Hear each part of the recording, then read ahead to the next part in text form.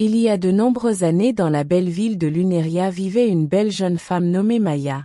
Maya est une jeune femme très gentille et belle. Tout le monde l'aimait et avait toujours de bonnes choses à dire sur elle. Maya avait une meilleure amie appelée Sophie. Elles étaient amies depuis leur enfance, elles faisaient tout ensemble. Elles vivaient une amitié très sincère et parfois les gens les confondaient même avec des jumelles alors qu'elles ne soient même pas sœurs. Elles avaient ouvert ensemble un grand salon de coiffure dans la ville, et elles faisaient tout ensemble. Mais Maya avait un copain appelé Lucas et il était l'homme de ses rêves. Lucas aussi l'aimait beaucoup et lui offrait beaucoup de cadeaux. Et sa meilleure amie Sophie la taquinait souvent en disant « Tu es trop chanceuse ». « Oh, tu es très chanceuse » disait Sophie en taquinant sa meilleure amie Maya. Maya était si heureuse et excitée et ne pouvait pas attendre de passer le restant de ses jours avec Lucas. Chaque fois qu'ils sortaient ensemble, Maya demandait à Lucas de permettre à sa meilleure amie Sophie de les accompagner. Lors de leur soirée. Donc tous les trois sortaient toujours ensemble. Un jour, la mère de Maya, maman Maya, appela sa fille avec une voix pleine de préoccupation. Maya, ma chérie, je sais que Sophie est ta meilleure amie, mais n'est-il pas un peu imprudent de lui permettre de t'accompagner à tous tes rendez-vous avec Lucas? Vous ne passez pas assez de temps seuls ensemble. Il est important d'apprendre à établir des limites. La confiance est précieuse, mais il faut aussi être prudent. Maya sourit et répondit, « Oh maman, tu t'inquiètes trop. Sophie est comme une sœur pour moi. Je veux qu'elle partage mes joies et mes moments importants. » Maman Maya soupira, mais elle savait que sa fille avait un bon cœur. « Je comprends, mais souviens-toi que même les meilleurs amis peuvent parfois ressentir de la jalousie.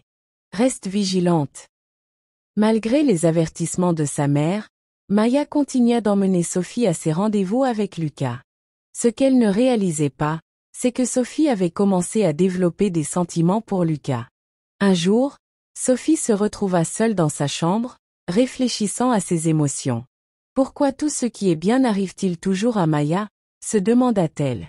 Elle a tout, la beauté, la gentillesse et maintenant un homme formidable. Mais je ne veux pas lui faire de mal. Peut-être devrais-je lui parler de mes sentiments au lieu de garder tout cela pour moi. Lorsqu'elles se retrouvèrent au salon de coiffure où elles travaillaient ensemble, Maya partagea sa joie concernant Lucas et les surprises qu'il lui réservait.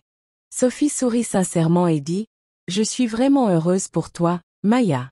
Tu mérites tout le bonheur du monde. » Cependant, Sophie savait qu'elle devait être honnête avec elle-même et avec Maya.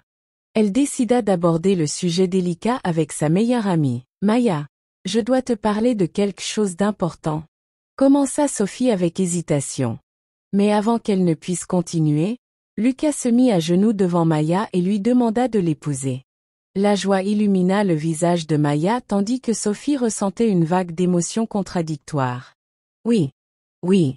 s'écria Maya en pleurant de bonheur. Sophie se força à sourire, mais son cœur était lourd. Elle savait qu'il était temps d'être honnête et de soutenir son amie malgré ses propres sentiments. Plus tard dans la soirée, Sophie prit courage et dit à Maya, « Je suis si heureuse pour toi.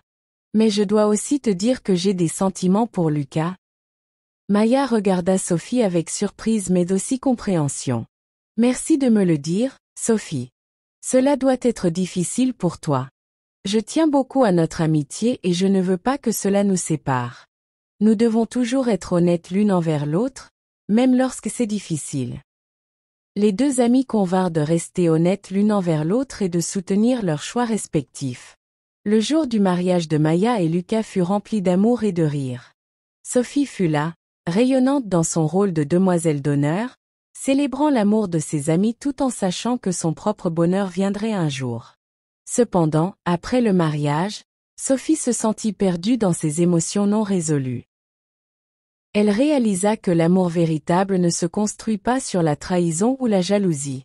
Elle décida alors de prendre du recul pour réfléchir à ses choix et apprendre à s'aimer elle-même avant d'entrer dans une nouvelle relation. Un jour, elle se rendit sur la tombe d'une amie décédée pour faire ses excuses silencieuses. « Je suis désolée d'avoir laissé mes sentiments me guider vers des actions égoïstes. J'espère pouvoir trouver le chemin du pardon et de la paix intérieure. » Les années passèrent et Sophie trouva enfin le courage d'être honnête avec elle-même et avec ceux qui l'entouraient. Elle commença à aider les autres en partageant son histoire lors d'ateliers sur l'amitié et les relations saines. Elle apprit que la véritable amitié repose sur le respect mutuel et la communication ouverte, et que chaque expérience difficile peut devenir une leçon précieuse. Maman Maya observa sa fille avec fierté un jour en disant « Parfois, les défis nous enseignent la valeur de l'amour inconditionnel et du pardon.